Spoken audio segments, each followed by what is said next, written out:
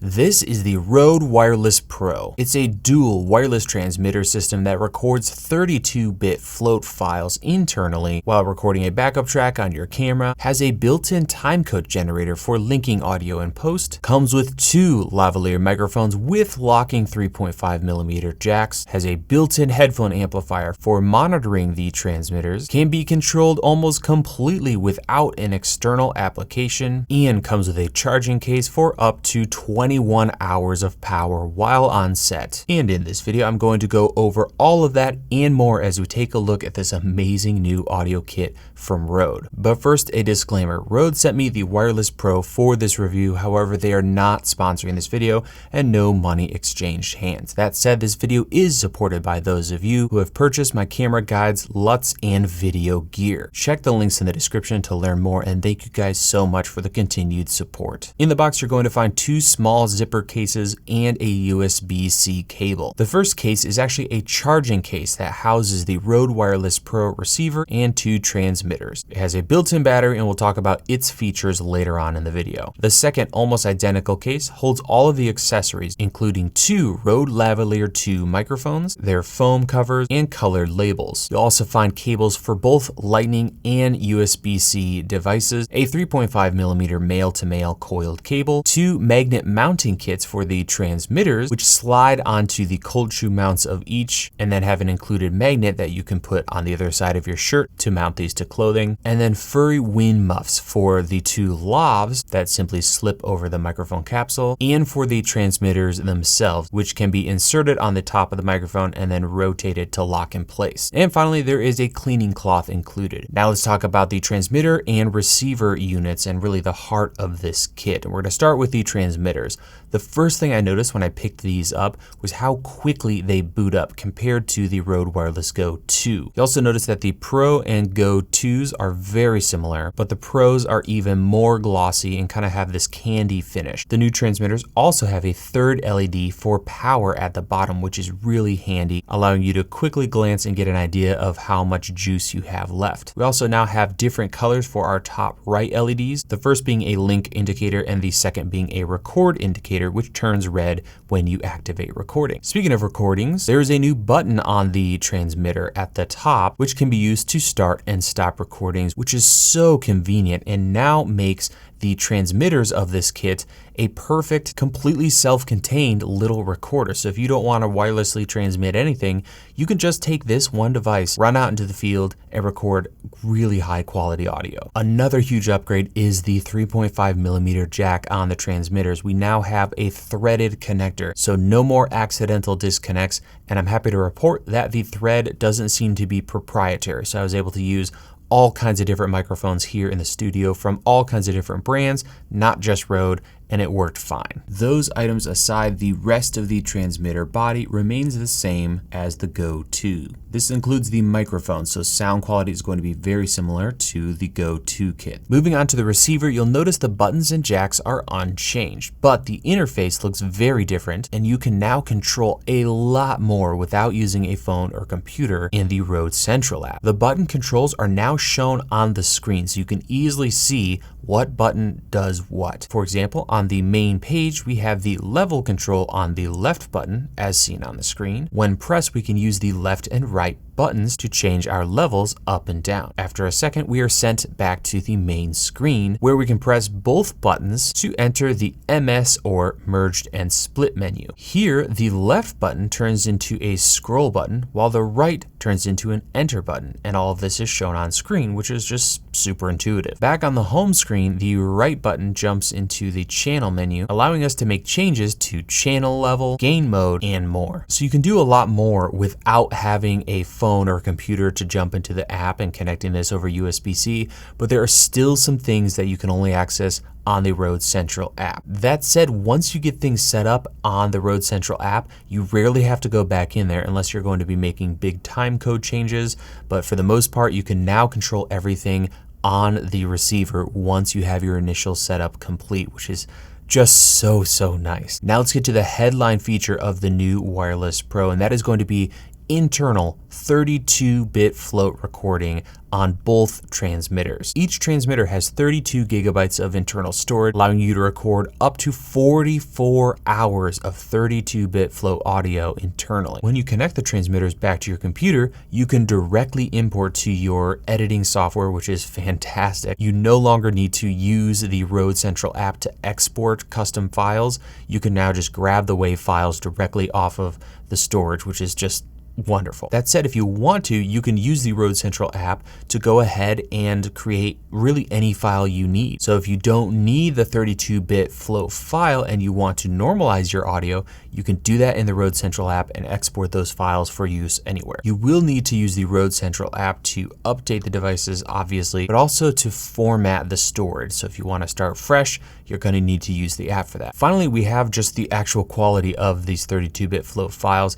And I'm happy to report that this is just fantastic. It is now so easy and so nice to use these and not have to worry about any kind of distortion. The Pro Kit also now supports gain assist, which is Rode's auto gain control. Honestly, I think most professionals or filmmakers are going to skip this, but if you want to learn more about it, check out my Rode Wireless Me review where we go into this tool and this setting in depth, and you can learn more about it there. Another cool feature is that the Wireless Pro receiver has two output options, 3.5mm and USB, and these can be used several different ways. But there's also a headphone amplifier built into the receiver. This means you can go into the gain mode setting and switch it from manual to headphone or even a headset. This is perfect if you want to monitor your two transmitters and only plan on using the 32-bit float internal recordings. In fact, you could attach the receiver to your headphones like I did in this video, and now you have a wireless headset for monitoring your audio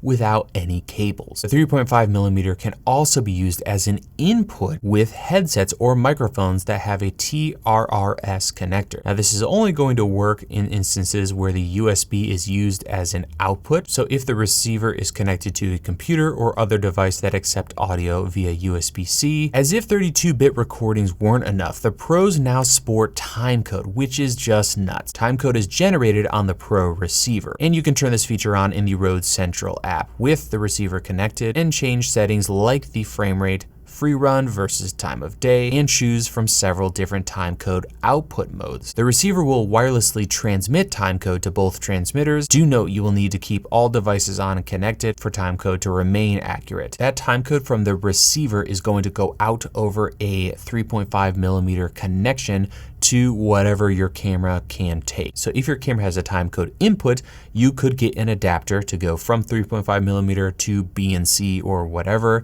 And then finally, if you don't have that and you just have a camera that has no timecode input, you can use the 3.5mm jack to send timecode audio into your camera. That'll be recorded to your file, and various editing software and other utilities can read that and turn it into timecode, or at least translate it as timecode. The receiver can also be used as a jam sync, so you could go ahead and plug this into multiple cameras at the beginning of a day. That will supply timecode to all of those cameras.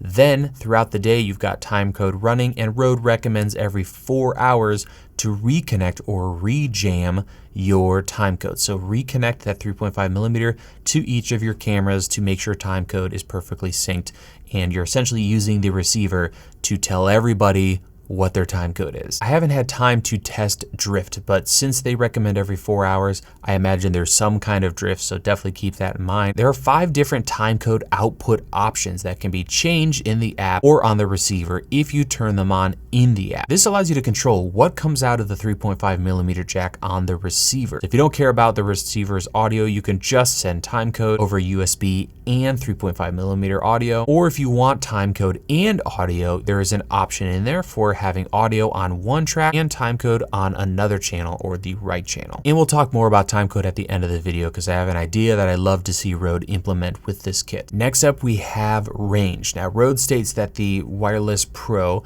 has a range of up to 260 meters or around 850 feet. Now, I only had the Wireless Pros for a couple days and I didn't have a chance to do a giant, line of sight test. That said, I did do a comparison between the Pro and the Go 2 in an area with trees and buildings, and the range of the Pro is definitely superior. I was able to go up to little over 32 meters before the regular Go 2 cut out on me, but the Pro remained connected, and while that connection got a little spotty after 33 meters, the Pro did remain connected up to I think 183 meters. So it was a bit garbly at the end, but it never fully disconnected, whereas the Go 2 was just completely gone until I moved closer to the receiver again. So long story short, if you're satisfied with the Go 2's range performance, the Wireless Pro is going to do that and more and stay connected, and it seems to just be more stable. Next, let's talk about the new charging case and battery life. Battery life remains the same at 7 hours, but you can charge the Pro while in use to extend this if needed. And the new 4200 milliamp hour charge case makes charging a breeze. It can fully charge the entire kit from 0 to 100% 2 times before it itself needs to be recharged, giving you a total of 21 hours of power using a kit before you need to bring in some kind of external charging source. While all of that is amazing, one of my favorite features is the fact that we can use the case to connect all 3 devices to the Road Central app, which makes it really easy to quickly make changes across everything. And this can all be used on the app with a computer or on your phone. So if you just want to connect your phone to the case and make changes to every device, you can do that, which is really great. All right, so far it's all been just sunshine and roses when it comes to this kit. And don't get me wrong, it's a great kit, but there's definitely some cons and some things I wish Rode had done differently. And I would love to see in maybe the version 2 of these, or if they can fix it via firmware, that would be awesome. The first con is there's still no touchscreen. Now, that's not a complete deal breaker because we do have buttons, and at the end of the day, I prefer buttons. But it seems like kind of a waste not to have more functionality or more buttons to be able to even do more without the Road Central app. And that brings you to the second con. While much improved, there's still a bunch of stuff you need the app for. I would love for Rode to unlock this even more, add more functionality, add more menus, and add a little toggle in the app where we can control what all shows up on here. So if we want it dead simple, we don't have to have everything on the device. But if we want every option on the receiver, that would just be fantastic. Hilariously, or for me, not hilariously, my least favorite thing about this device and the biggest con is the stinking crazy reflective glossy cover on the front. First of all, it just looks and feels cheap, and these have Pro in the name, so I would have loved if that was a matte, or maybe just the screen is shiny but everything else is like a textured black. It just feels cheap. The other thing that is functionally a problem with this is you can't really put labels on these because they just kind of peel off really easily and they get dirty, and it just doesn't feel very Pro. I would have loved to have some kind of flat surface that tape sticks to and I could label more easily, or if Rode included something similar to their little clips that go on the lob, but for these, so I could have colors and labels and all kinds of cool stuff. Us professionals love being able to overkill our labels, and that's just kind of annoying on these, and yeah, I'm just really not into that shiny candy look on gear on set. So those are the cons, and that brings me to stuff I want to see Rode do in the future.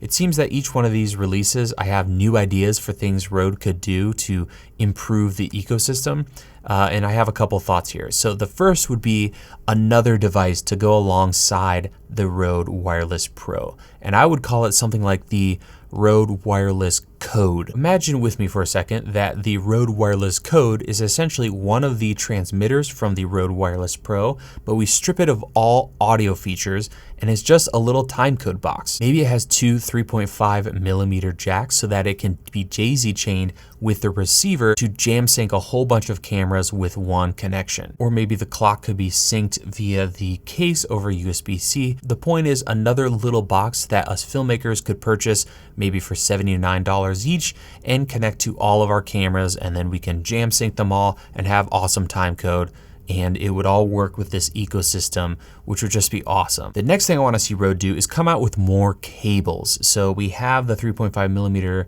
cable, but it'd be great to have a 3.5 millimeter to a BNC connector or to a LEMO connector, whatever we need as filmmakers to connect timecode devices like these to our camera. So I like to see more cables from them. And if possible, it'd be great to be able to take advantage of the USB-C and the 3.5mm on the receiver at the same time. For example, it'd be great to use the 3.5mm to plug into a camera, but also some kind of USB to 3.5mm adapter so I could create a second discrete signal for another device. Heck, it'd be amazing if we could use something like the Rode Micro AI to connect to the receiver and have multiple inputs and outputs or something like that. The point is, more inputs and output options would really make this an even more versatile system and just be gravy on top. The third thing I'd love to see is Rode add a Timecode utility application inside of Rode Central. So how cool would it be if we could use Rode Central to grab the audio files or video files from our camera or the Rode receiver and be able to export any timecode option available. This would just really make this system a one-stop shop for audio and timecode, which I would love to see, instead of having to purchase all these utilities all over the place. Just one place to control audio and timecode would be amazing. But that is going to wrap up this video on the Rode Wireless Pros. At the end of the day, these things are just nuts, and for $499, I don't think you can go wrong with these. Honestly, just 32-bit alone makes them an incredible tool. But then you throw the timecode and the charging case and the two fantastic included lavalier microphones, and the fact that these can be used with phones, tablets, computers, for podcasting, for filmmaking, for YouTube videos, with any microphone. So you could purchase our mic back kits and use these with shotgun microphones. It's just insane. So you're definitely gonna see more videos on these as I put together some kits, because I've had a lot of ideas when it comes to audio kits that you could build using this at the center of those kits. But anyway, if you want to learn more about these, you can check the information down in the description. I want to thank you guys so much for watching. Hope you have a wonderful rest of your day, and we will see you in the next video.